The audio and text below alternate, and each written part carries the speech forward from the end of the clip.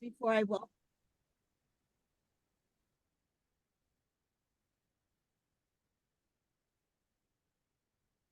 Now people are coming in, just so you know.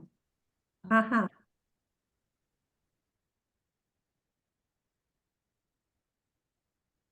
So are they seeing this first page? Should be. Mhm. Okay.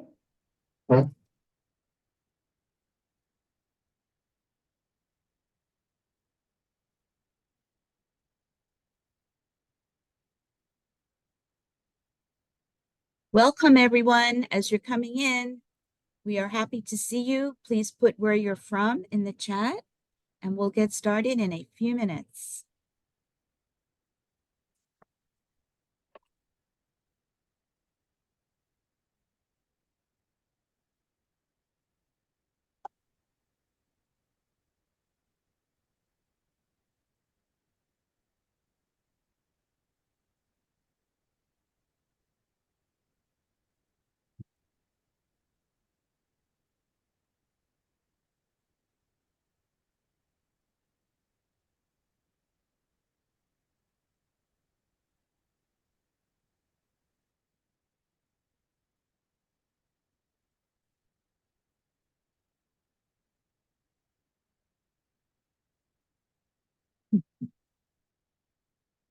There's Evelyn.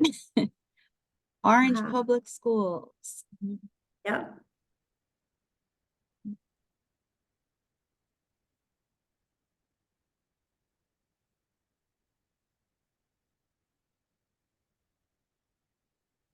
We'll get started in a few minutes.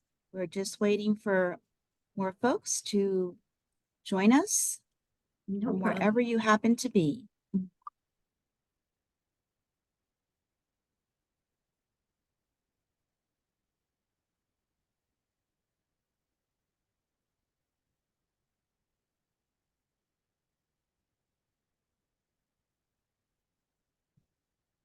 Something came up in the Q&A that the chat is not working.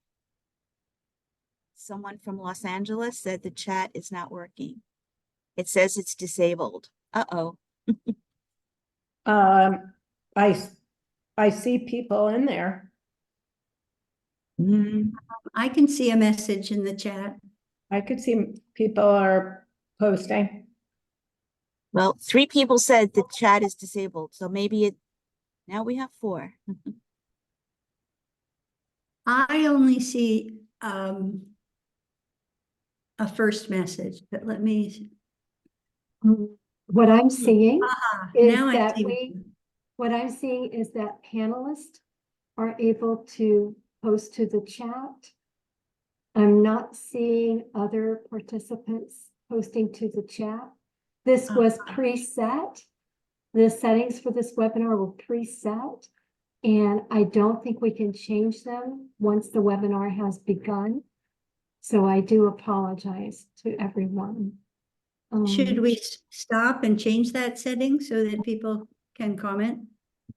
I'm not sure if we can. I'll take a look and see. If not, they can just do that. post in the Q&A and we can see that. Okay. Correct? Yeah, I think that's best. Why don't we just use the Q&A? Q&A? That'll work.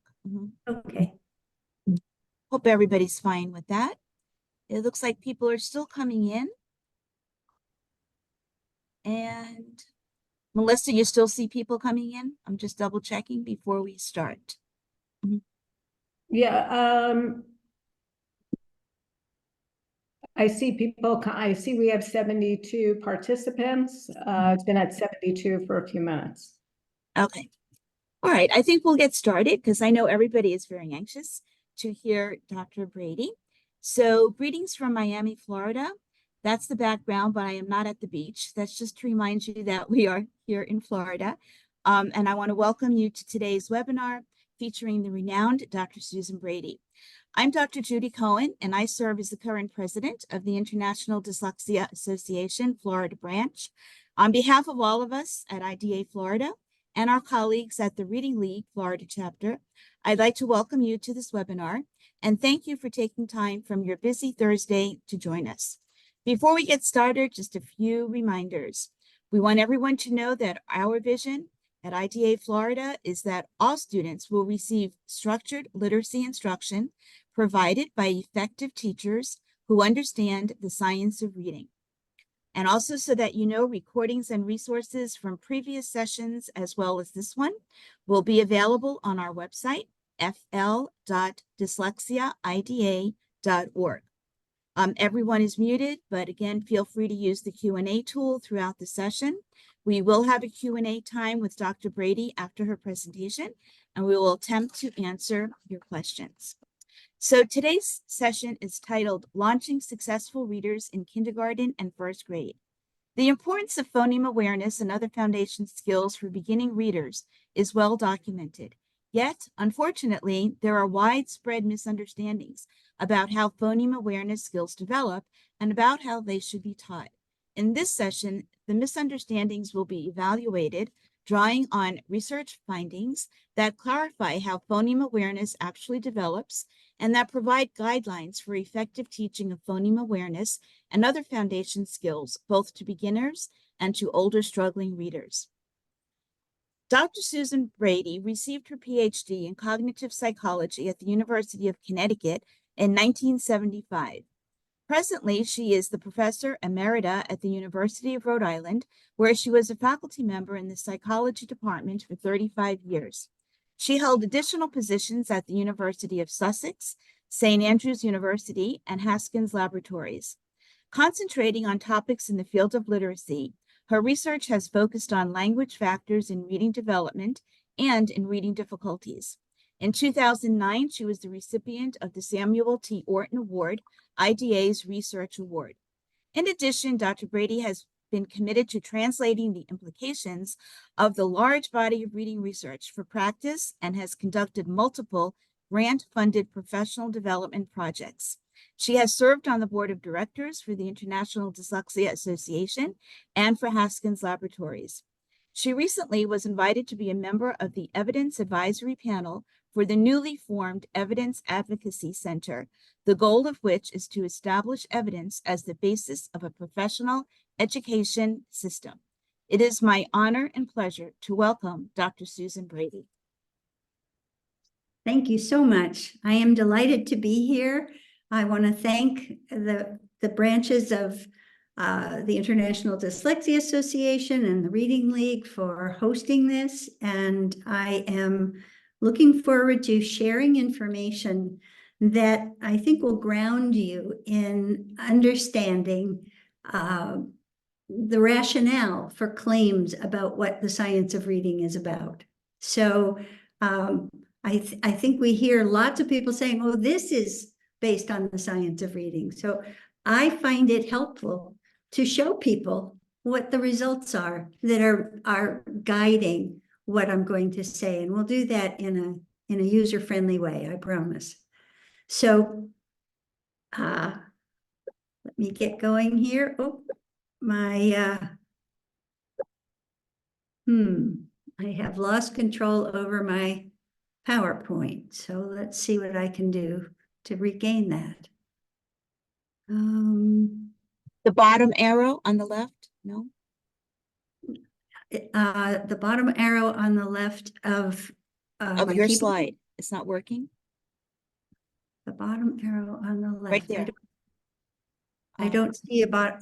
Oh. I see. Oh, I see. That's backwards and this is forward. Yes. Yes. Got it. Okay. I'm used to controlling it with my keyboard. No problem.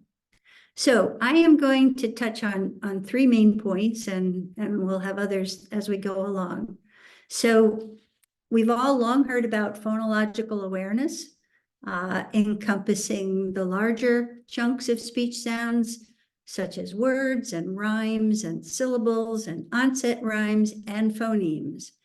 And I'm going to argue that phoneme awareness is the only one that matters, and that we can save time and we can help children get the critical ideas faster by starting at the level of the phoneme. I'm also going to stress that it's really important to integrate instruction in the foundation skills, to link phoneme awareness with the graphemes. So what letter stands for the sound that the child has just discovered? And likewise, does the child, let's help the kids also with handwriting. We've been doing too little on that for a while now, to the detriment of kids' ability to write sentences and text and to help integrate. Basically, we want to connect with everything. I am not going to talk about vocabulary and comprehension today, but those are important to link with as well. So we're deviating from a silo approach. I think that has dominated maybe since about the year 2000. This is my phonics time. This is my phoneme awareness time. This is my comprehension time or fluency. We're seeing better results when we intertwine them. And likewise, any class I've gone into over the years for professional development purposes, whether it's kindergarten or first or second grade, there are children at 3 to 5 different levels of development of reading skills, and they need different levels of instruction. So I'll be talking about the need to identify where kids are and then to differentiate instruction to help move them forward as productively as possible. In addition, I'm going to underscore 2 misinterpretations of research that are very common. I subscribed to them for a while as well, but now need to move on because it's not supported by research. So those are our goals, and we'll apply it more toward the end to looking at different age groups and how instruction falls out. A little bit of terminology first. So phonological awareness is an umbrella term of the sound structures in spoken language. It includes phonological sensitivity, which may be a newer term, but it seems useful to be able to describe this subset of larger sound structures. Words, rhymes are HYMESs for this rhyme, and that consists of the stressed vowel and the rest of the word. So in a 1-syllable word like cat and hat, or 2 words, we have the stressed vowel and the following stop consonant. It's a very short rhyme. In mountain and fountain, we take the first stressed vowel, the ow, and the rest of the word. So ountain and ountain are the 2 rhymes there. Then we can talk about syllables, have to have a vowel, can be preceded or followed by consonants. Onsets, what's in the syllable before the vowel. Rhymes, I think it's unfortunate, it rhymes with rhyme. It has the same sounds. RIMES are defined in terms of the syllable. So the vowel and what follows in each syllable. So in words such as cat, the RIME is AT. It's the same as the RHYME, which is described in terms of the word. Magnet, on the other hand, has 2 syllables, and hence it has 2 rhymes, spelled RIME. All right? So all of these come under the subset of phonological sensitivity. Phoneme awareness, as I'm guessing you know, is awareness of the individual phonemes in spoken words. So this stuff began, investigating phoneme awareness began in the late 60s and the early 70s. And at that time, there were 2 great scientists at Heskin's laboratories, Isabel Liberman and Don Shankweiler.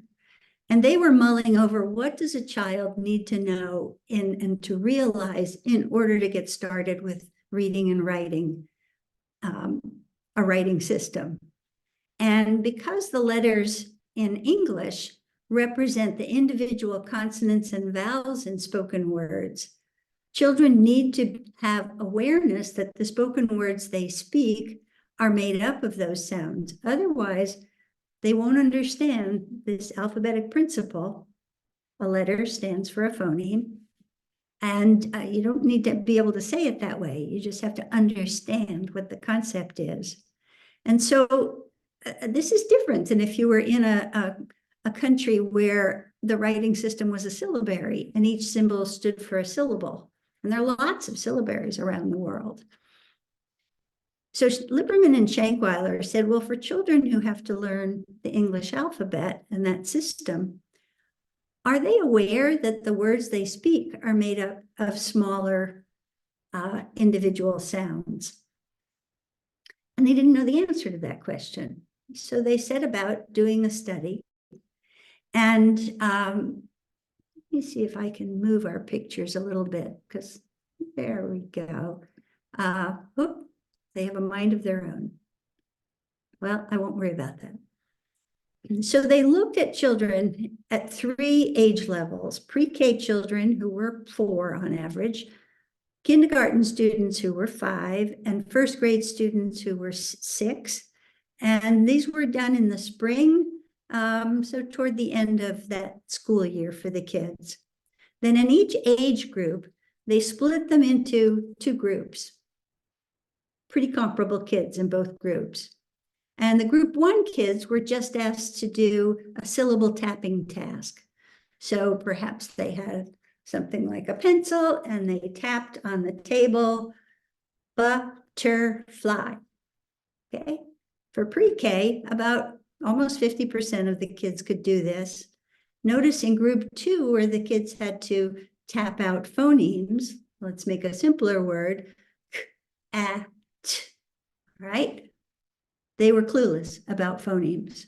So by age 4, this awareness of phonemes hadn't percolated up as a result of being a language learner and, an active little kid.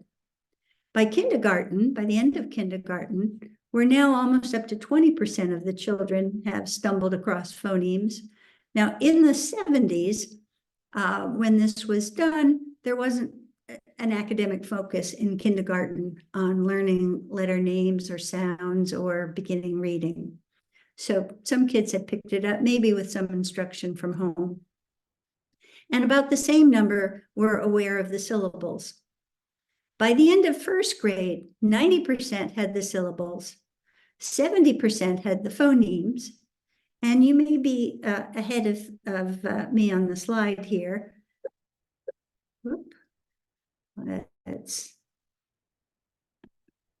The struggling readers were weak in phoneme awareness.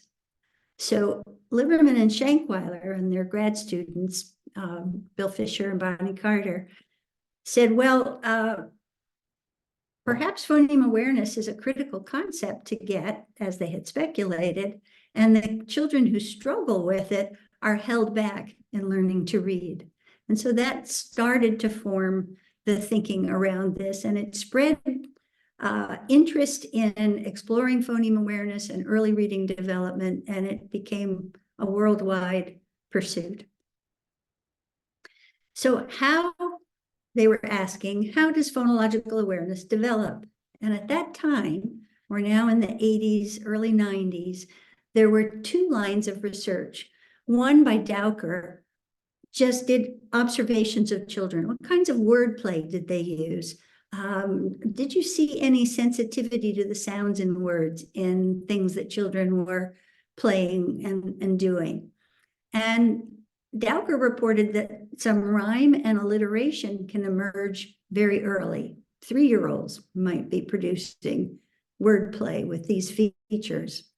A different approach was suggested both from England by Goswami and Bryant and America by Treman and Zukowski, that there was a linguistic analysis here that was driving phonological awareness development, that the syllable was a solid unit in speech, and it was easier to become aware of the large unit, it was thought, and then to break that into the onset of rhyme, and then only later do we get to the level of the phoneme.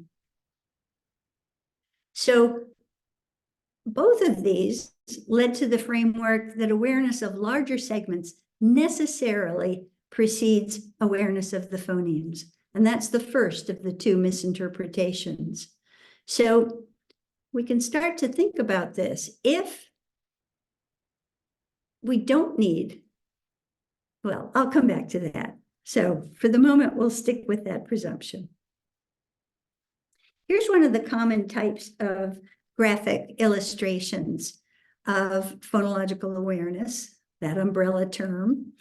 I have marked out the organization that produced this. I'm not interested in picking on anybody, but there are lots of umbrellas out there and stair steps and ladders and other things that show this kind of a split. I've added the label phonological sensitivity and phoneme awareness just to make clear what we're looking at.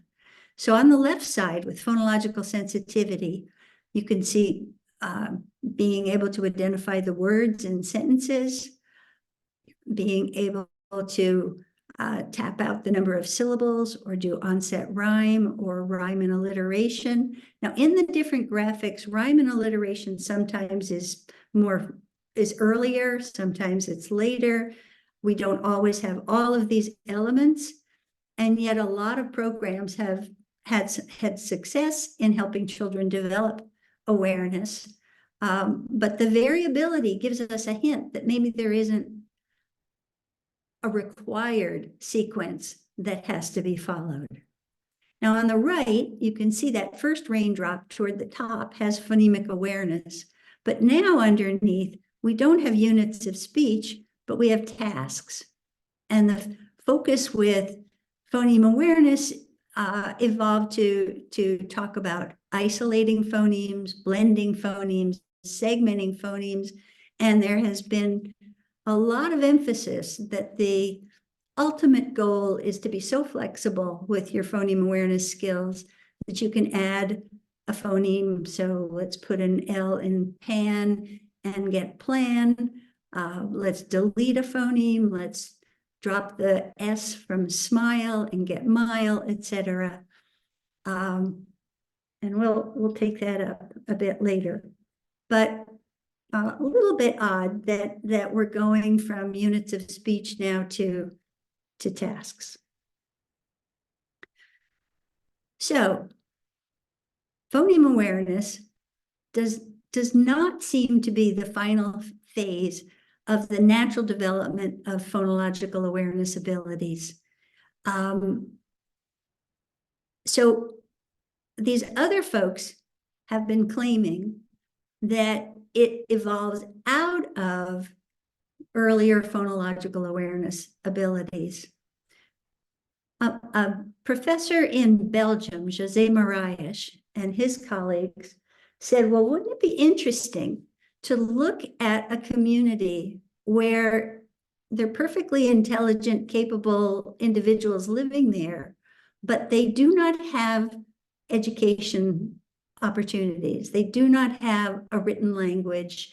And so now we could look at whether phoneme awareness develops in the absence of instruction. We could find out, is it part of linguistic development? Is it part of cognitive development? And what they found was that there was hardly any evidence. It was the very rare individual who had any sensitivity to phonemes in spoken words. Rhyming was more common. They might be able to get the initial phoneme, but we're not able to segment and blend and identify the other speech sounds. So they concluded, phoneme awareness is not the result of linguistic or cognitive development. So other things that we observe in little kids, for example, going from rolling over to crawling to standing, those kinds of progressions are universal without instruction. That wasn't happening here. So then there was a question about, well, what's the contribution of reading instruction to acquiring phoneme awareness? And in Israel, Shlomo Benton took advantage of the way school was provided at that time to match kids on age and their overall development and to get them really close in age, but only one group then went to school. So in Israel, I don't know if this is still the case, but children started at 5 years of age. You had to be 5 to start. If you were 4 years and 11 months and 28 days, you didn't start school that year. You waited until the following year. So now we have these kids who are all normal, healthy, typical kids. One group goes to school, and at the end of the year, only the kids who'd gone to school, only group A, had acquired phoneme awareness. So this underscored something's happening in school, likely linked to reading instruction, that is fostering phoneme awareness. Now, we do know that phoneme awareness development does usually occur in the process of learning to read. But it also can develop without any link to letters and learning to read. So one of the neat things in doing science is to say, okay, if I think you have to be taught to read in order to develop phoneme awareness, that these are intertwined, reciprocally related, then if I were to try to teach kids, then the question is, what would count against that? How do I test that theory? So Lundberg, Frost, and Peterson, Ingvar Lundberg has passed away now, but he was a great researcher from Sweden. And they decided to take advantage of some of the schools on islands off the coast of Denmark. Why islands? Well, you're less likely to get teachers talking to each other over the water fountain or in the lunchroom if you're separated on separate islands. They found schools that were comparable and kids that were comparable. And for certain islands, they gave them 8 months in kindergarten of instruction in rhyming and segmenting sentences and syllables. And finally, at the end of the 8 months, getting to the phoneme level. Now, in order to, one of the attractions of these islands is the custom was that there was no instruction in letters or reading in the schools in kindergarten. It was more of a social time, learning other information and how to behave in school, etc. So if the children could acquire phoneme awareness without letters or reading, just by doing games that made it more explicit, that would argue that it doesn't have to be reading. It just maybe has to be explicit. It's not occurring naturally on its own, but we can foster it either with reading or without. And as was seen in lots of other training studies, if you develop phoneme awareness in the early grade, it boosts your reading scores in subsequent years. I think Benita Blackman, who's an excellent researcher and practitioner, documented kids had advantages some 14 years later after getting phoneme awareness compared to a control group. So it's powerful to give kids this information early on.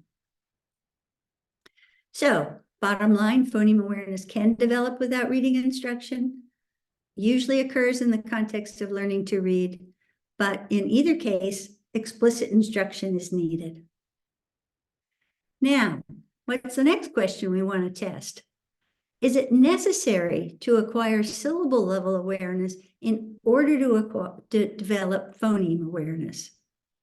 So that was part of the Lundberg, Frost, and Peterson design. They went through syllables first.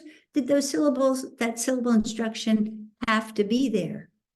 So now we're back in Belgium with Carey and Verheeg, 1994, and they found a group of kindergarten students who didn't have awareness of syllables or of phonemes. So remember in that early Liberman and Schenkweiler study, even by the end of kindergarten, slightly less than half of the kids had awareness. So they were selecting kids who didn't have awareness of either one. They split them into 2 groups. Group 1, they were going to teach syllable awareness. Group 2, they were going to teach phoneme awareness. Now, what do you think? If syllable awareness is necessary for acquiring phoneme awareness, if your brain has to discover these larger speech units in order to get to the smaller ones, do you predict that the group 2 kids who just jump in at the level of the phoneme are going to get phoneme awareness. We expect the syllable awareness kids to get awareness of the syllables. Will they go on with that insight to develop any phoneme awareness? So you can think about your predictions and what happened. The syllable awareness kids learned to segment and blend syllables. They still couldn't segment and blend phonemes, so they learned what they were taught. The group with phoneme awareness absolutely learned to blend and segment phonemes. They didn't have syllable awareness, so here's part of that rationale that I'm saying exists, that we don't need to start with the larger units. We can go in at the level of the phoneme and kids can master that. Now, as it happened with getting phoneme awareness, they also found they could segment syllables, and that came along for free without instruction. So the syllable level is not a prerequisite. The learners don't have to become aware of syllables to reach the level of the phoneme. So how might that simplify your lives if you don't need to assess whether the kids can identify the syllables in words or count the number of syllables? And how might it affect how you're using your time in kindergarten or whatever grade your children are needing to learn phoneme awareness, that you don't have to spend the time on syllable awareness? Now, the National Reading Panel report came out in 2000, and in the, just before the turn of the century, there was still lots of hubbub about how reading should be taught. Should it be a whole language and focusing just on comprehension? Should it be bottom up with phoneme awareness and phonics and incorporating comprehension? And so there was so much hubbub about it. It was called the Reading Wars, as probably many of you know. And the folks in Washington said, we need to pull together a group of scientists to go through the studies, determine if they were well done, did they have the right control groups, did they use the right statistics, what results did they get, are the findings consistent across studies? And so they did this, and in terms of phonological awareness, they only stressed phoneme awareness. So they said phonemic awareness training, and phoneme and phonemic are synonymous, benefits not only word reading of children's ability to read and spell, for months, if not years, after the training has ended. So as I mentioned with Benita Blackman's study, finding that kids years out had gotten off to a better start with phoneme awareness training at the outset. Didn't have to have the phonological awareness piece there. This finding has been replicated in longitudinal studies where you teach the kids and then you follow them over time. There also have been other reviews of research that pull together lots of studies and look at how it turns out. And those have found that this is true. The important thing is phoneme awareness, both for typically developing students and for students with speech or language impairments.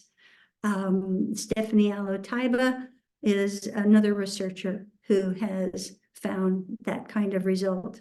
So the emphasis was not on phonological awareness.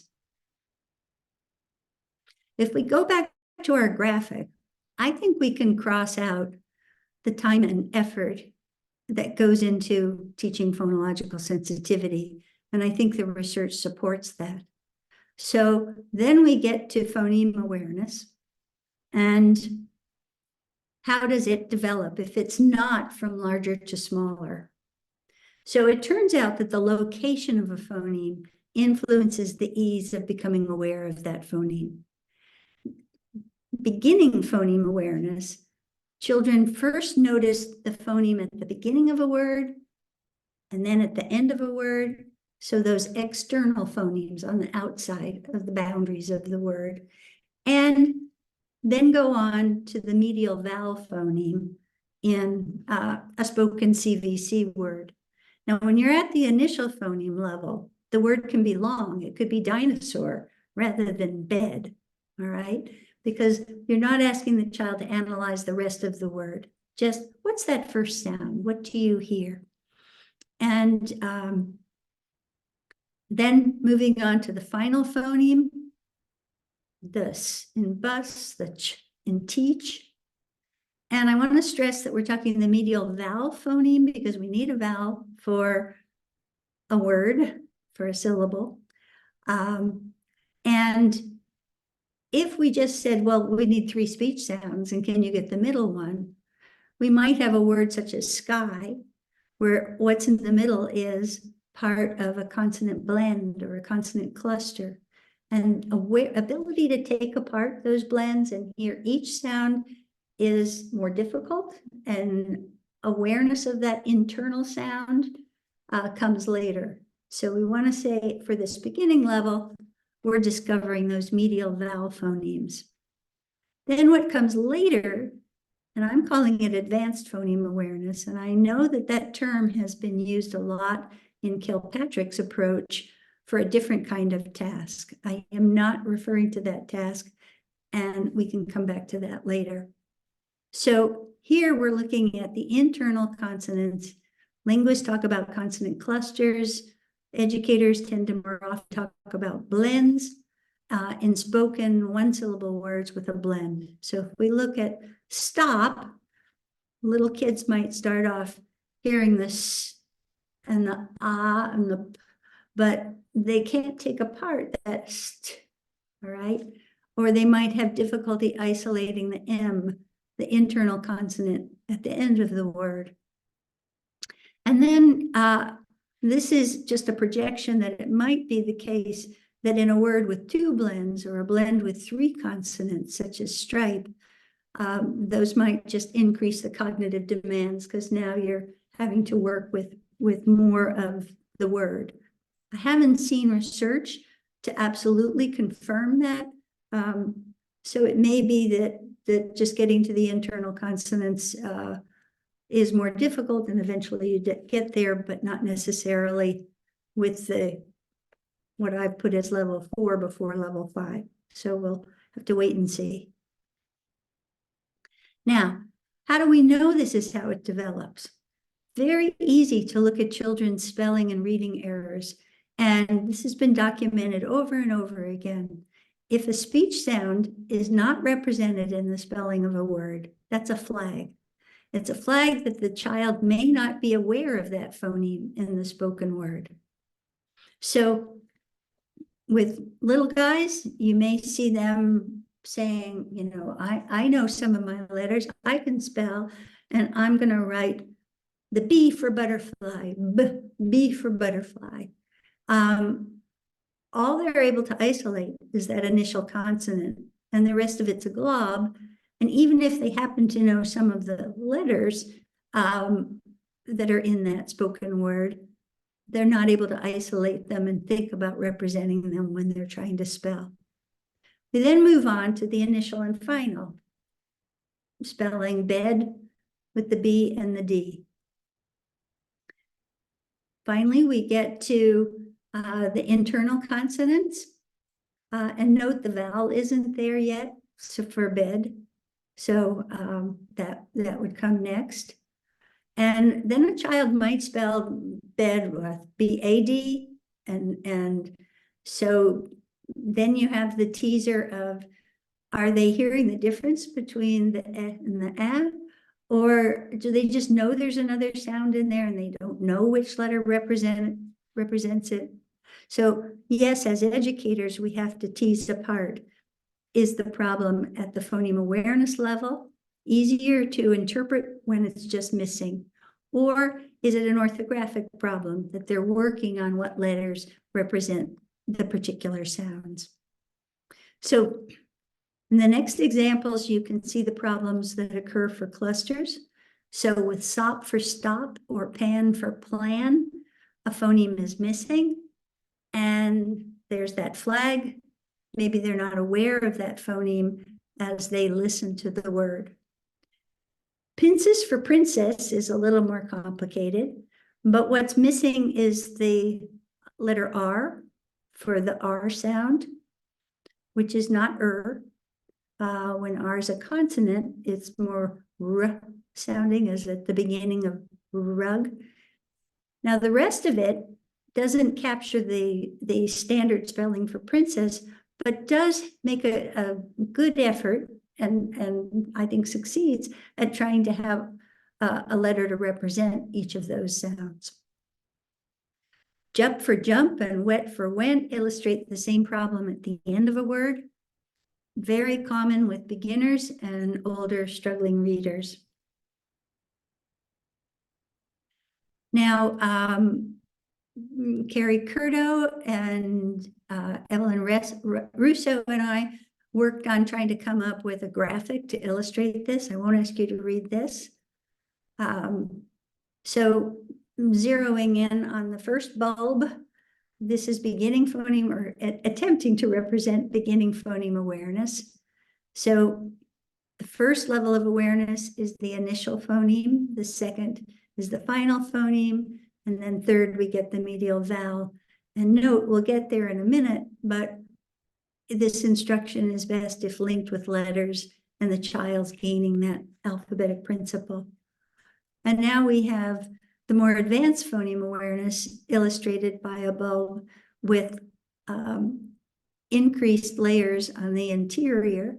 So you still have the initial and the final and the medial as the first stages, and then next being able to separate the internal consonant from the first or from the final. Now, Evelyn Russo is a dear friend and colleague with whom I've worked and been connected for at least a couple of decades now, a little bit more.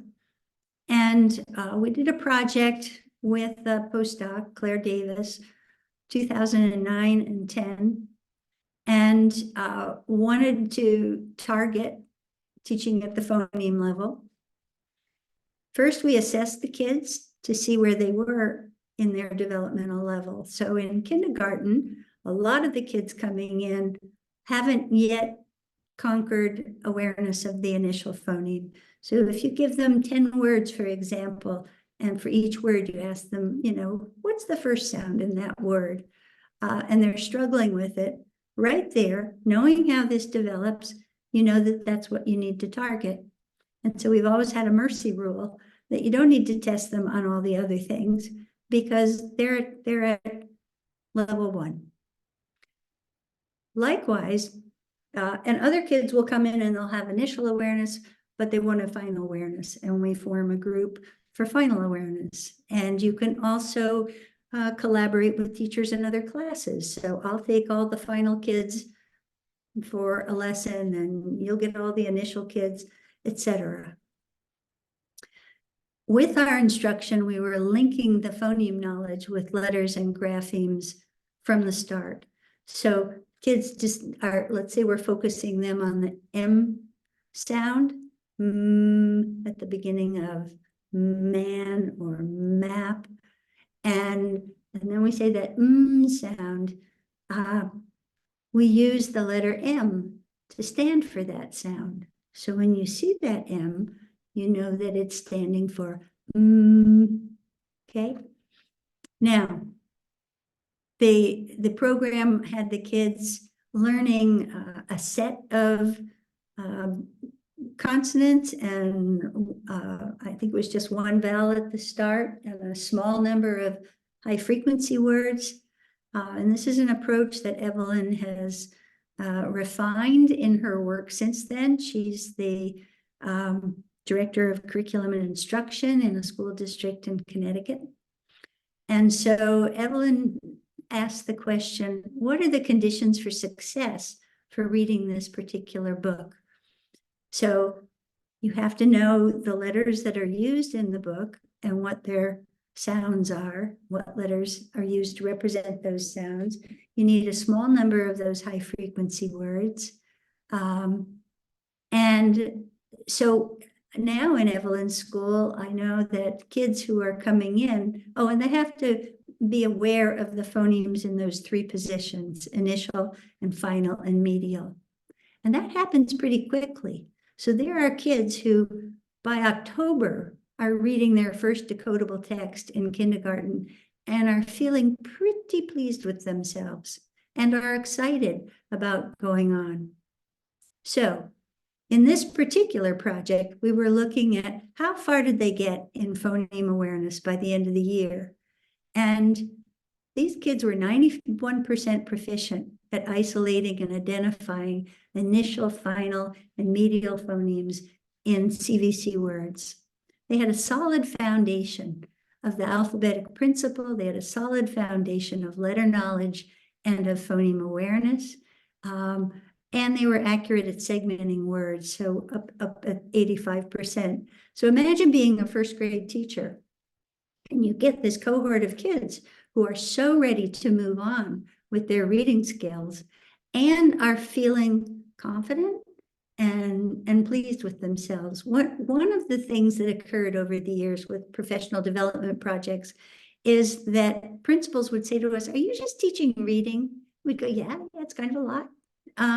And they would note that fewer kids were getting sent to the office for bad behavior. So we were inclined to think that that was because they were feeling good about themselves and weren't afraid to do a reading task that they would fail and be embarrassed and feel stupid. And so they behaved better. Now, there's also some indications that if we teach those earlier units, it might be counterproductive. So the next study I'm going to tell you about was done with a group of children from low socioeconomic circumstances who were about to enter the first year of school. And these folks, Nankelis, Lowry, and Dodd, with all good intention, said, we know that kids from low SES backgrounds tend to arrive at school with less phonological sensitivity, with less of awareness of the larger blocks. So let's give them a leg up. Let's teach them syllable and rhyme awareness. And then when they get to first grade, you know, they'll be ready to move on. They followed up, having taught this pre-entry series of sessions. They followed up the kids 2 years later, and the kids who had gotten syllable and rhyme awareness were worse in literacy development and phoneme awareness than those in the control group who had not received the program. They were stunned. Imagine, you're trying to help the kids. You think you're giving them a foundation, and so you gave them those earlier skills, and they did worse. So, another study, Ukranitz, Nuspel, Wilkerson, and Bettis in 2011 said, well, maybe syllable awareness is useful because it teaches the kids the kinds of tasks. We're going to do segmenting tasks, or we're going to do blending tasks. We might do tapping tasks. So maybe getting familiar with the tasks and just having a feeling for it will facilitate moving on to phoneme awareness instruction. So again, made comparable groups. Group A spent 2 weeks on syllable awareness, where the kids, when they then got 4 weeks on phoneme awareness instruction, were they going to be getting further in what they mastered about phoneme awareness knowledge? What kind of effects would you see? And group B just jumped in at the phoneme awareness level. Guess what? There were no differences in their phoneme blending and segmentation abilities. The only difference occurred right at the beginning by group A when they switched to the phoneme awareness stuff and were kind of confused. We've been doing syllables, now what are we paying attention to? And so that transition was a little bumpy, but otherwise they certainly didn't show any benefits of having the syllable awareness first. And this is an important finding because now I'm seeing in curriculum guides, standards, there's beginning to be a move toward, let's focus more on the phoneme, which is what this research is all pointing toward. And yet people want to hang on to some of those larger unit things. So they say, well, let's do that at the beginning, you know, but what's the purpose? It doesn't help them. It isn't, we're not helping them make the most progress they can. And it's not necessarily easier, all right? With phoneme awareness, we would start with the initial phoneme, which is the easiest thing to be aware of. And they would do fine. And they would start connecting that with letters. So I would encourage all of you to think about resisting that urge to do the larger units first and to stick with those and to think you're being kind to do that. I understand the motive. I recommend that you start at the level of the phoneme. Now, we have more evidence about the benefits of starting at the phoneme level. There has been a series of studies in New Zealand, English-speaking country. The vowels are different, so we can't just borrow the program without making a lot of changes. So for example, 7 in New Zealand is pronounced sivin. Sivin happened.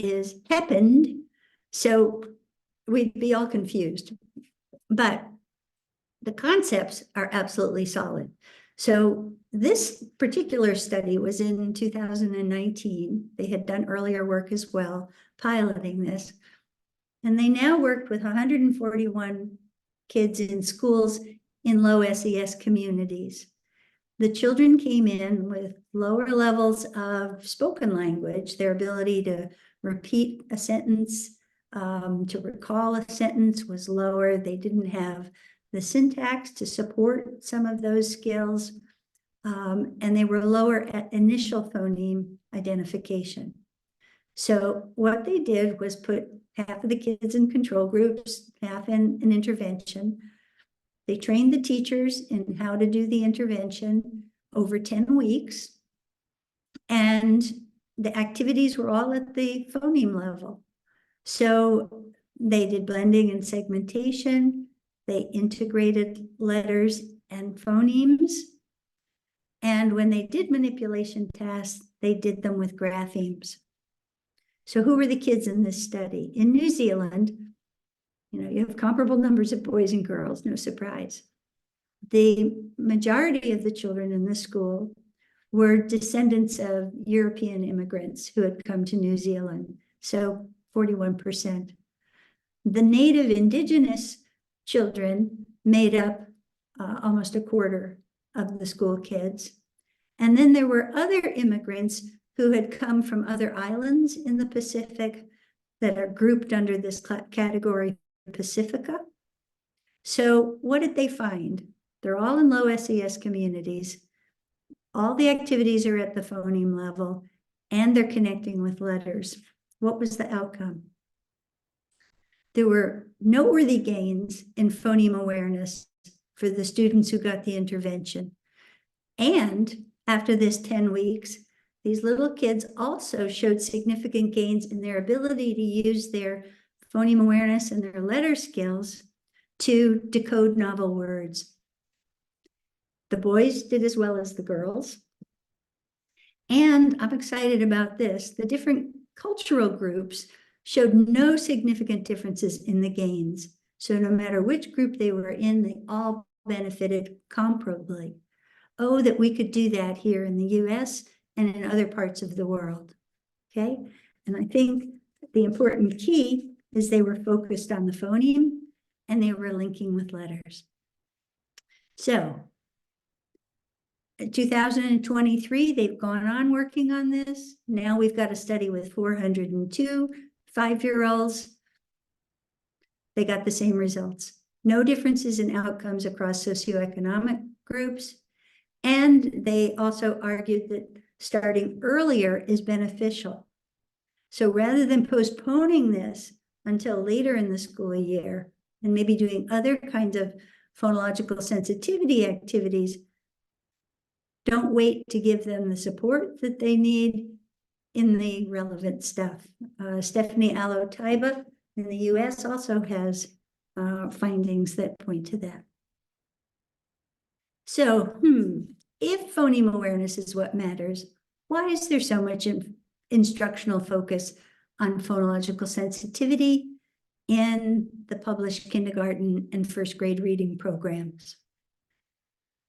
One reason, remember the sequence of performance on phonological awareness tests a while back with the Liberman and Shankweiler and Fisher and Carter study. The kids did better on syllables than they did on phonemes, and that led to a mistake, a faulty assumption, understandable but faulty, that a child can't reach a later skill without having mastered the earlier ones. And that belief is so widespread in nations that are teaching the alphabet. So we've just seen from the research we've talked about that it's not a correct assumption, and we don't need to teach the larger units first. Then a second reason I think this is common is that when the National Reading Panel report was released, there were a lot of people in mainstream education who had been quite taken with whole language and other approaches to reading instruction, and weren't so keen on phoneme level activities, thought it was drill and kill, thought it was boring. You can make anything fun or boring. I'm quite convinced of that. And but in their resistance, what they did was to design programs that had more phonological sensitivity stuff up front. Maybe spend the whole kindergarten year on that. Maybe only get to a phoneme right toward the end of the kindergarten year or in the latter third of it. So then when we get to first grade and we're supposed to be working more on the phoneme, there might be less attention to helping the kids master all of what's necessary and to move on to those internal consonants. So what we often see is kind of a token amount of phoneme awareness instruction, and too many kids come out a little bit rocky. So rather than saying our job is to make sure they all master it, what do we need to do to help them get there? We find that there are students in the third grade and the fourth grade who are making those spelling errors where the internal consonants are missing, or you see them, as I mentioned before, when the kids are reading. And so that pushback of discomfort about phoneme level work, I think has been unfortunate and has perpetuated less successful approaches. Now, let me show you another common type of graphic, one of the stair-step ones. I'm going to try to move this again. I'll just hang on to it. I hope you've been able to see enough on the slides. This one, the dark blue, is all phonological sensitivity, rhyming and alliteration, segmenting sentences into words, segmenting or blending syllables, blending and segmenting onsets. Again, how much time are you spending on all of those things? We then get to phonemic awareness and our blending and segmenting. But now notice there's deleting and manipulating sounds in spoken words. And those very widely are done without any letters. So if they're without letters and the child is struggling to hold on to the words, they may do less well in that. I also want to share with you that an Australian researcher, Ann Castles, hypothesized that when children are trying to do this oral task, if they are already readers, their brains tap into the spelling representation and it helps them do the task. So that is particularly evident in third, fourth, fifth grade as kids have become readers. And when they were exploring how phoneme awareness develops back in the 80s, they said that task seems to be the hardest one. But they called it a phoneme awareness task when it's both a phoneme awareness and a reading related task. So let me give you a little taste of this. If I say the word rats, and I ask you to delete the s in rats, what do you get? Rat comes pretty fast and easy, right? Now, if I ask you to say the word box and delete the S, did that come as quickly? I would guess not. And reaction time is a good measure of cognitive effort. So what's going on here? Box has an X at the end. You may see that X, but then you've got to backpedal a little bit and say, well, the X is standing for the K and S. So we get the X at the end of box. And if you take the S off, we now have the name of the famous composer Bach. Okay, so that's a little, I find that example gives a little insight about how we do use spelling information to do these tasks. And rather than ability to do this,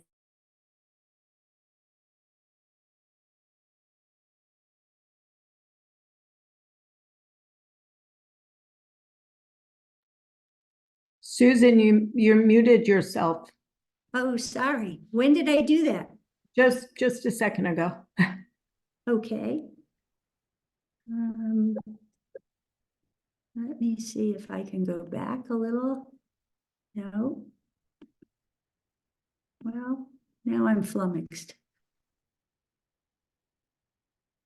Okay, so I was saying at the end that I found this example of box versus rats to help me realize that I was using a spelling strategy to do this. And it gets to be pretty automatic to do so.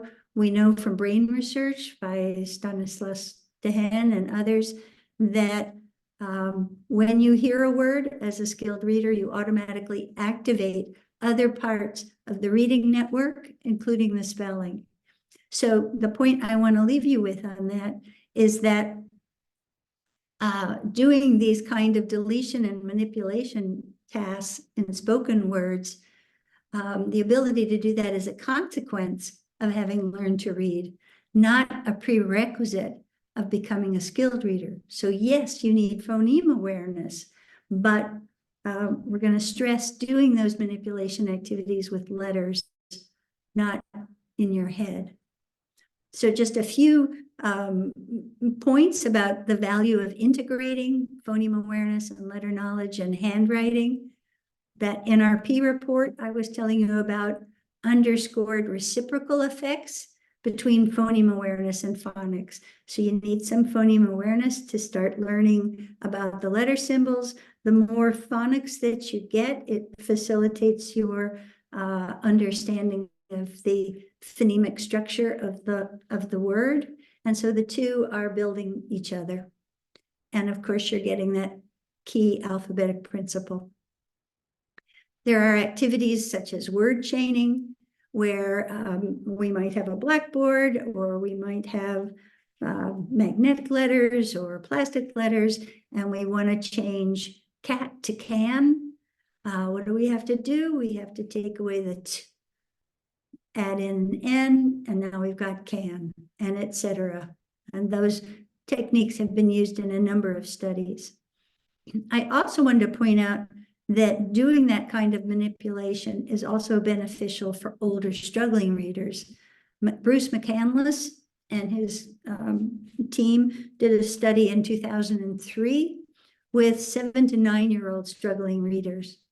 And they had just a 20-hour word building intervention.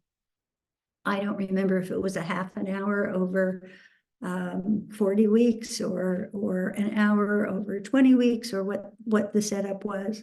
But they had chains of words that differed by one phoneme, and they systematically took the kids through, CVCs, swapping out, building words. When the kids had mastered that level with the simpler syllables, they then started, well, let's have a word that has a consonant, consonant, vowel, consonant. And again, building mastery and automaticity. And they took the kids up to a very complex syllable, a consonant, consonant, consonant, vowel, consonant, consonant, as in script. Also, handwriting helps students learn letter names and sounds. And here I think handwriting on a paper is helpful, or on a whiteboard, refining your understanding of the different letters. So you saw I mentioned Dehen before, and that study included handwriting and showed the interconnections of these language systems. So you're hearing the word, you're hearing what the speech sounds are in the word, you're activating the part of the brain that handles handwriting, you're activating the part of the brain that handles semantic information about a word. So these networks are firing at the same time. Now, the evidence keeps accumulating. A study in 2022 was a meta-analysis by Refeld, and this is Kirkpatrick, O'Gwyn, and Redenbarger.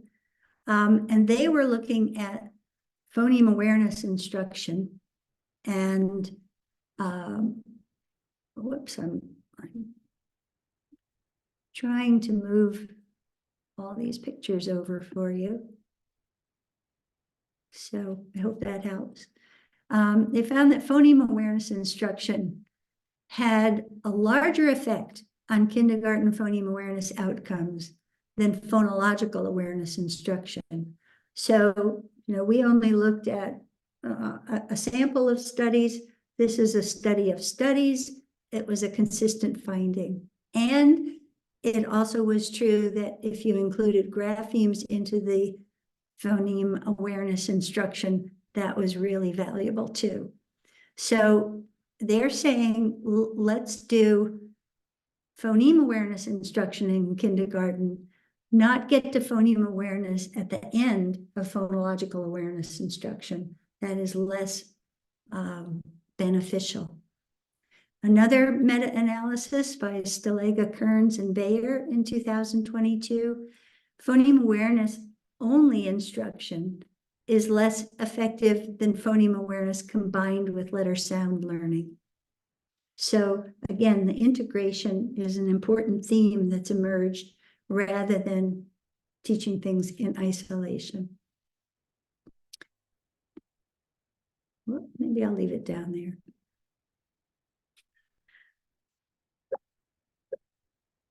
Okay.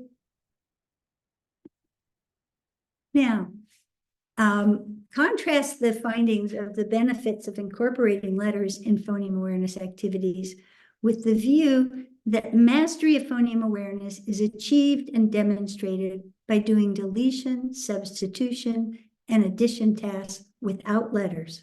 Remember that confusion, that being able to do it without letters is the hallmark, is the highest point of phoneme awareness development. And that's a misinterpretation of what was going on. And we really have confirmed that doing these kinds of activities with letters is much more productive. And we'd like to be getting through these levels of phoneme awareness in first grade. Perhaps some children will need a little more in second grade. We have lots more to teach about reading and comprehension and vocabulary and background knowledge, and more complicated phonics patterns. And we don't want to be taking time in third, fourth, and fifth grade unless it's with phoneme awareness still, because we've been teaching it in a very slow, less effective manner. Now, I'm not blaming anybody. I taught the opposite for a long time at URI. But once we know this, don't beat yourself up. We just have to move on. And so for myself, I just have to move on and be teaching this stuff instead. So again, not wanting you to feel bad, just wanting you to get excited about what's possible going forward. So we already mentioned this consequence of reading skill for knowing how a word is spelled when they hear a word. So we'll move on.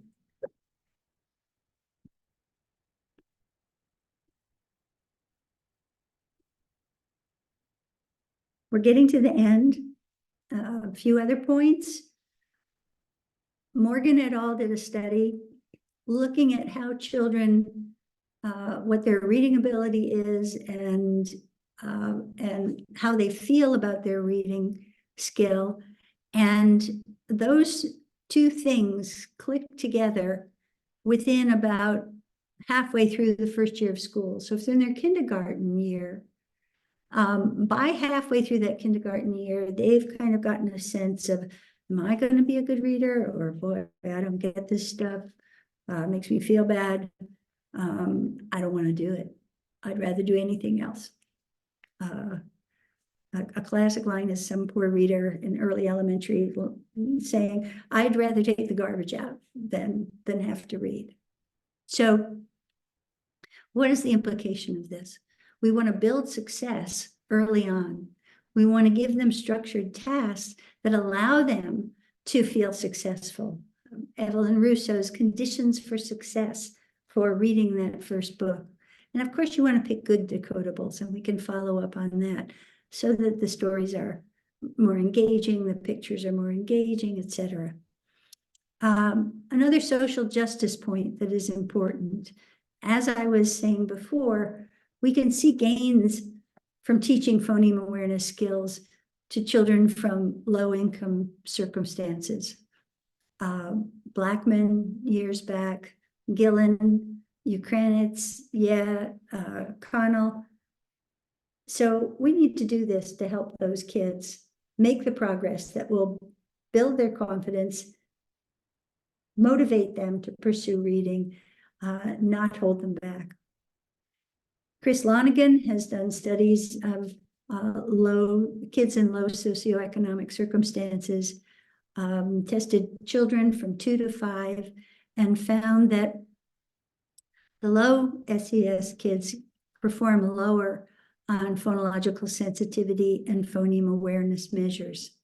Now, if you thought that you had to build phonological sensitivity before you got to phoneme awareness, then you take these kids who are coming in at a lower level and you would be holding them back by saying, now you've got to learn all these other things before we can get you into the phoneme level. So by cutting out that phonological sensitivity stuff, it will come, it can be woven in later, but it is not necessary for getting to the phoneme, and also integrate reading instruction as you go. So, summarizing the phoneme awareness skill a bit, there's not a continuum for teaching phonological awareness from larger segments to the level of the phoneme.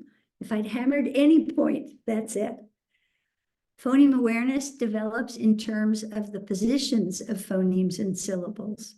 Initials easiest, followed by final, followed by medial vowel, followed by internal consonants.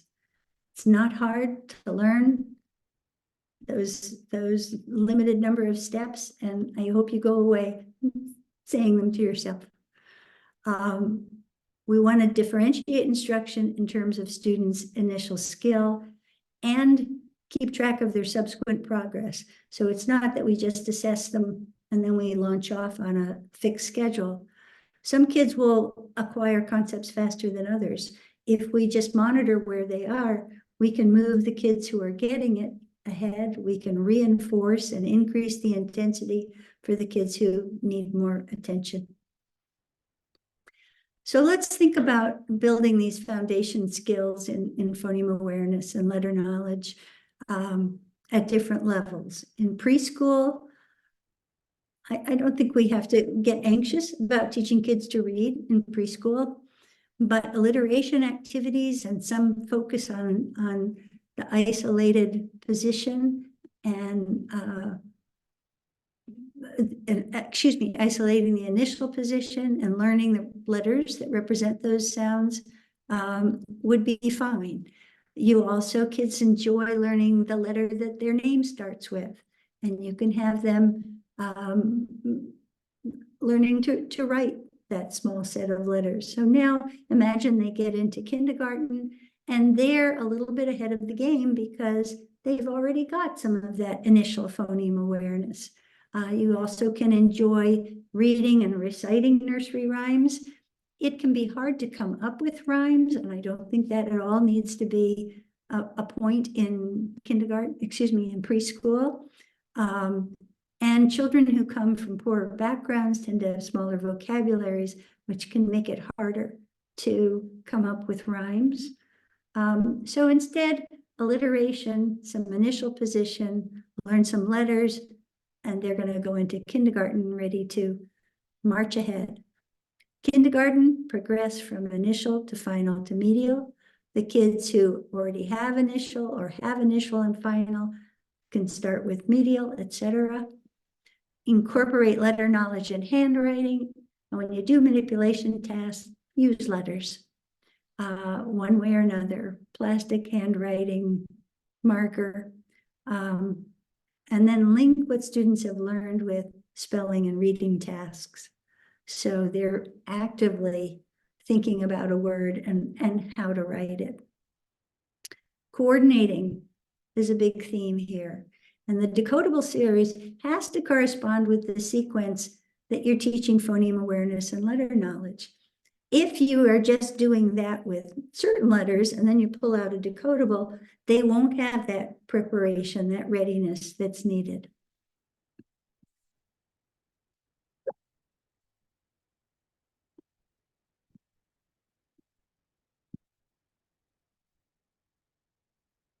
Now, as we get into first grade, we want to continue progress monitoring of phoneme awareness and differentiate accordingly.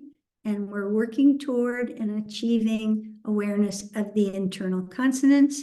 And we're still definitely doing manipulation tasks with letters. With older struggling readers, there has for quite a while been this assumption that if they're bad at phoneme awareness, we need to take them back to the start. Oh, poor kids, what a waste of time. So if we assess their phoneme awareness for initial phonemes, and I'm guessing they would have that, and final, and maybe medial vowels, you can sometimes see these older kids having trouble with what the medial vowels are. And if there are difficulties with any of those beginning levels, then start phoneme awareness remediation at the level indicating the need for instruction. And if and when they're accurate on all three of those, assess their ability to segment words, including those with consonant clusters, and then move on to the consonant clusters. So what we want to do with phoneme awareness with these older students is be as supportive as possible with them moving forward rapidly to get this source of reading problems out of the way for them and move on. So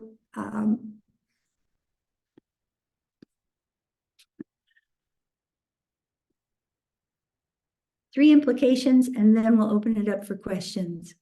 We need to help each other, educators, policymakers, shift from umbrella and stair-step representations of phonological awareness to a focus on phoneme awareness, how it develops, and the value of integrating instruction on letters and other orthographic tests as they move on.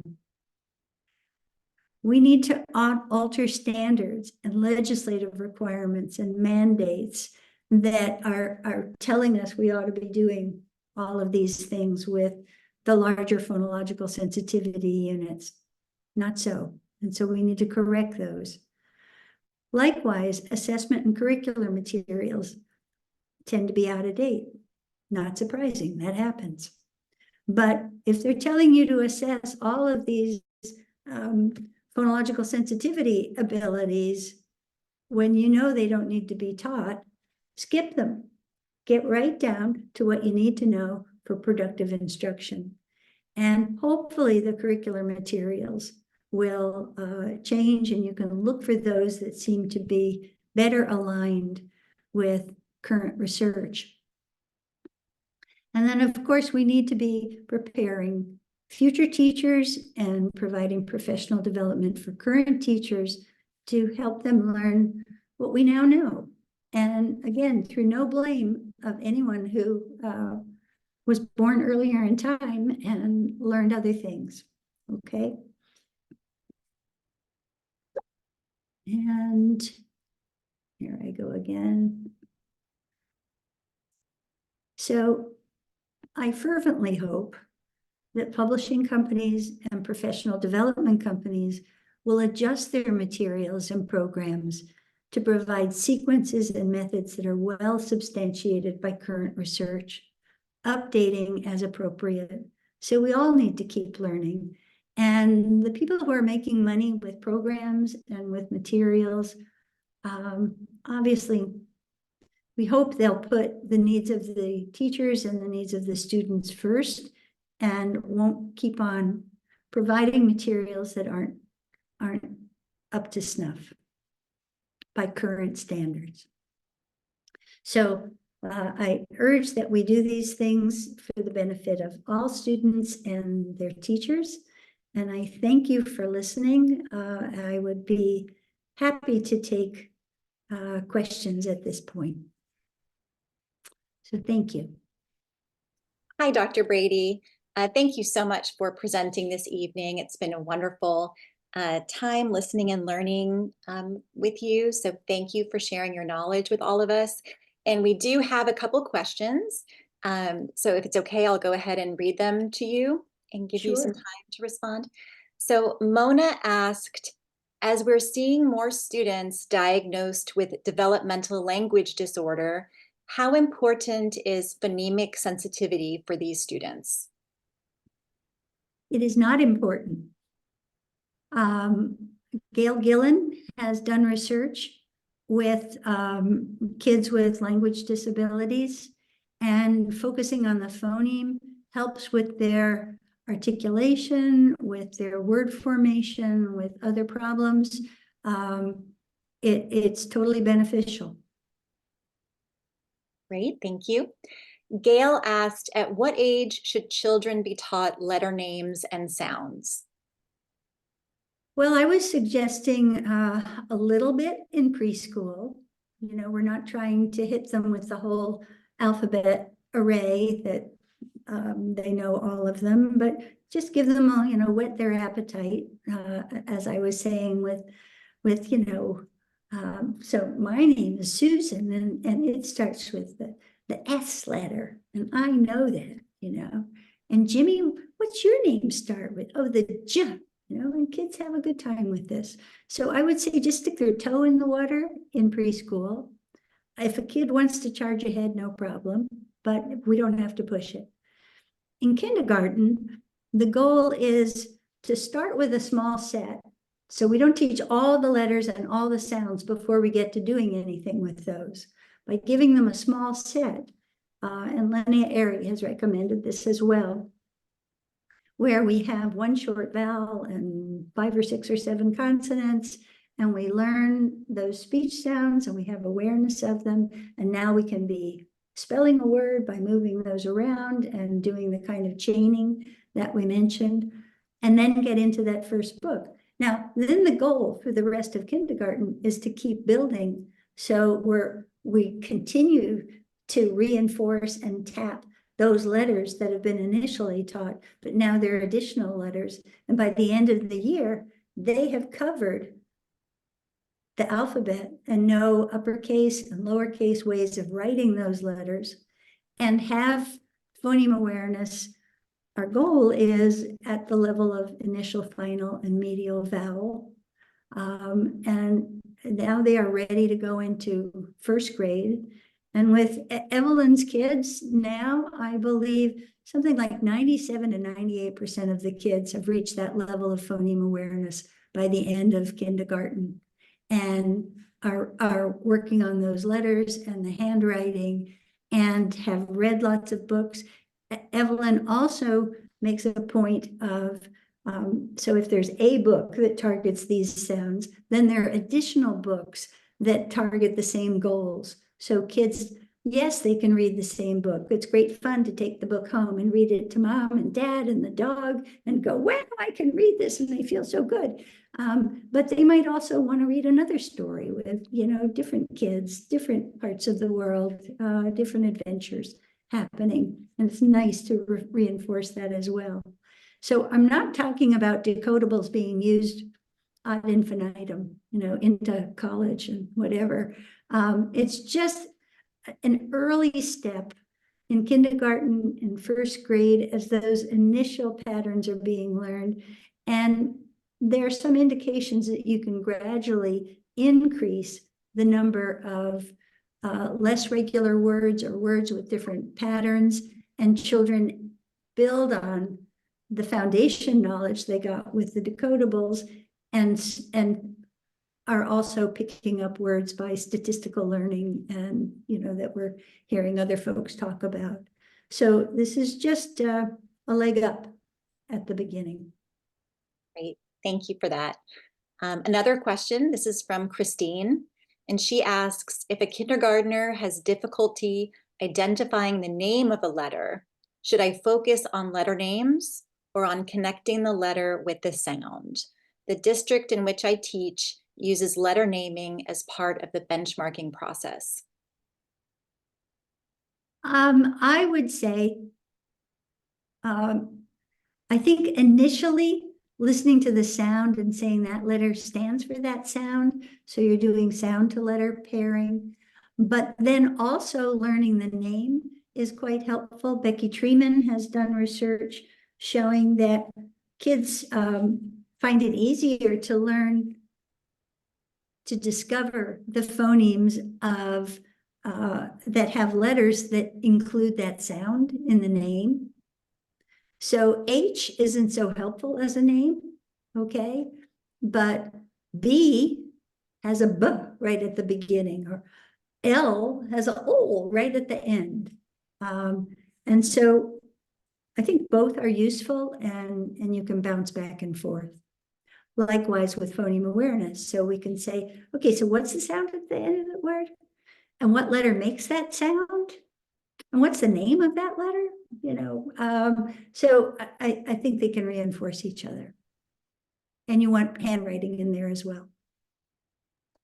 Great, thank you very much. Stacy asked, what is your opinion on doing phoneme activities like segmenting without graphemes with young children, like 3- and 4-year-olds? Yikes.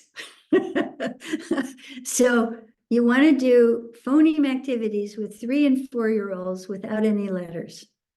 I would start with the 3- and 4-year-olds just listening to words and going for initial position. So I don't think you want to say, let's segment the whole word when kids haven't mastered final position or initial position. So I think if you follow that developmental sequence, now you may have precocious kids who nail initial, final, and medial, and you want to introduce them to some letters and maybe how you make those letters with a small set. So you want to judge this by the readiness of the child. If the child isn't grasping the concepts very well, and now we just keep marching them on and making the task harder, it's going to be very discouraging. So know your kids and help them have fun and discover and feel good. Okay.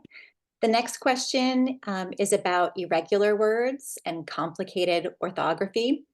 Laura asked, some PA assessments seem to specifically target segmenting in words where the orthography is meant to interfere with the PA task. For example, what is the second sound in island? It seems as if somebody who knows the orthography of a word is at a disadvantage, and perhaps their PA is actually more adequate even if they stumble on this type of item. What are your thoughts about these types of tasks? If I think what the purpose has been is to avoid kids being evaluated using spelling. So are they really aware of the sounds as opposed to the spelling? Now, if they have island in their head as a word, ISLAND, and they're seeing that, yes, that might be distracting. So it might be better in such instances to do some made-up words. So now I'm not competing with some spelling that isn't aligning with the sequence of sounds.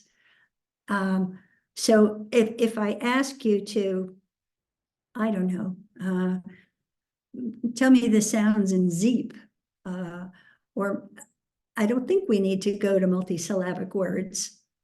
Each syllable can be divided by kids who have phoneme awareness, but we could go to more complicated, complex syllables at the one syllable level. So we might have, I'm having trouble coming up with the nonsense words off the top of my head. Bloop, okay? And can the child say each same sound? So I think we have to just keep in mind what's our purpose. And I'm not sure I would give them a real word, especially if they're spellers and already know it. You want to, I think the purpose for doing this is, do you have an older struggling reader who may not have full phoneme awareness, but has memorized a bunch of words? And so again, by using nonsense words, you can try to pinpoint, right now, I just want to see, if you're hearing the speech sounds and words. And so we're going to do it with some pretend words. Okay. Thank you for that answer. Gail asks, I work with students in the 2nd through the 7th grades with learning challenges. What informal phonics assessments would you recommend? I'm not the best person to ask that.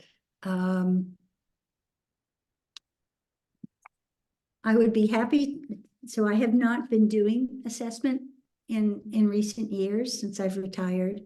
And I don't know if there are new ones out there that I would think are better. The Robertson and Salter task had some nice word lists, and they have a lot of stuff in there that I would just skip, syllables and rhymes and whatever. But they have lists that are nice for initial and final and medial. And then if we look at decoding ability, they had a nonsense word task. And I'm trying to remember what the nature of it was, but it let you know, for example, of could they read a word that had a silent E pattern? Could they read a word that had an R-controlled pattern? And so it helps the teacher understand just where they are in code development, because it's not just they got 25% of them right or whatever. It's being more analytic. So I don't know if that's been updated at this point. And I would encourage people, just cross out tasks that we now know we don't need. Save yourself time and don't put the kid through it. Okay. Thank you. Okay. From Nancy, we have a question about vowel teams. When would you recommend introducing vowel pair combinations such as EA and OA? And would it be appropriate to introduce during CVC instruction? With CVC instruction, you get there, but I would start off with short vowels. And so I think in 1st grade is typically when we get to the vowel teams. And you would start introducing pairs, and also some of them can have multiple sounds like EA. That might come a little later to introduce them to the pairing of it. But what you want to do is have a systematic sequence. So it's not, oh, we're in the 2nd month of 1st grade, so we have to do this. Where are the children in their development of the code concepts? So again, we have to be progress monitoring. And if a child is still struggling with the short vowels, then they're going to be flummoxed by vowel teams. Now, I do like Judith Cohen's way of separating out the vowel teams into talkers, where the first vowel does the talking or the walking, whatever. I haven't used it in a while, and versus whiners. And to paraphrase Judith Cohen, let's say that I have a lovely Jewish grandma who goes, "Oi, oh, you got a boo-boo. Oh, and kids get a kick out of that. And I think it's easier than just saying they're all these vowel teams and you learn each one. So if we subdivide them into a couple categories, that helps. And if we make the examples entertaining, that helps. Okay, and here is a question from Sophia. She's asking, do you teach letter sounds before the letter names, or should we be teaching them simultaneously? I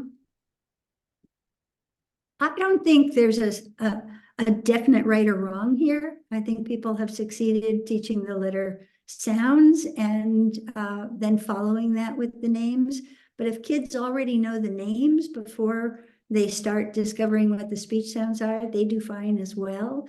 And as I said, once you have the name, it reinforces what is the sound, because so many of the letters do have a portion of the sound in it, in the name. Well, thank you. That was our final question. I'll just share one comment from Susan, who wanted to say she and her Kiwi colleague were involved in facilitating the BSL approach that you described. Yeah. And she was delighted to hear you mention Gillums, the researcher, and said that teachers are benefiting alongside the students. Well, I'd like to know, so Gillen's been growing these studies, and I'm glad this other Susan was able to be part of that. That's very exciting. I wondered whether the New Zealand government was picking up on support for this and how much it was growing into other school systems as well, because it does look so promising. We'll have to encourage Susan to respond to you, Dr. Susan Brady, using the email on the screen. Thank you very much. Would love to hear from you. Thank you. So good Okay. luck, everybody. I hope that wasn't too much. I hope it was enough. And I hope it was sufficiently clear. I wish you the best as you go forward. Well, I want to say thank you so much for all this research. I also love how you make us feel not guilty, because when you said you used to teach some of the things the way we used to, like in the dark, I was feeling guilty about it for a while, but now that you said that we know better, so now we should do better, right? That always makes me feel really good too. So I want to thank you, Dr. Brady, for this outstanding session, and everybody here for your attendance at today's webinar. We do know that we had over 500 people registered, so I am hoping that those who are unable to attend in person will be able to hear this recording. Let's see. The other thing I wanted to make sure that everybody knows, if you do want a certificate of attendance for our webinar, you have to attend it live, and that we will send out those certificates about in a week to 2 weeks following the webinar. So that is, I know somebody asked about that, so I wanted to clarify that. The other thing I wanted to mention is to please, to everybody on today, please visit our website regularly and be on the lookout for messages regarding our upcoming webinars and other events for the 2024 season.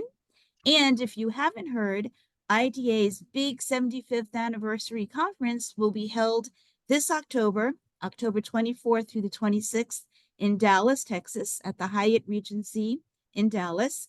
And we really expect it to be an extra special event. So we're asking you to mark your calendars. Registration information is available now at the IDA website, dyslexiaida.org. And I did want to share, if you're not a member of the Reading League and you don't subscribe, I know you can't see this, but the Reading League Journal came out with an awesome themed issue, which was in 2020, 20 years after the National Reading Panel. And that's where this article that we shared with you by Dr. Brady is actually published. So if you want to read about all the different components of reading and where the current research is 20 years after the National Reading Panel. I encourage you to check that out at the readingleague.org website. So if there are no other questions, I want to thank Dr. Brady once more and all the participants. Have a wonderful evening, and we hope to see you in Dallas or somewhere in Florida. And thank you, Dr. Brady, for that little shout out on Talkers and Whiners. Appreciate that very I much. love the talkers and whiners. I want to make one comment about that article. If I were writing it today, I would change a section of table 1, which in preschool has kids working on larger units. And now I would say, eliminate that and do alliteration and do listening to rhymes, not necessarily producing them. So otherwise, I agree with the article, but my thoughts on this have evolved a bit since that was written. So just wanted to share that with you. Thank you so much. And thank you for sharing your email. So if anyone has any additional questions, I'm sure you will welcome those. And hopefully we can keep in touch and see I hope each other so. soon. Thank you, everybody. Have a great evening. Bye. And thank you guys for hosting this. Oh, thank you so much. Mhm.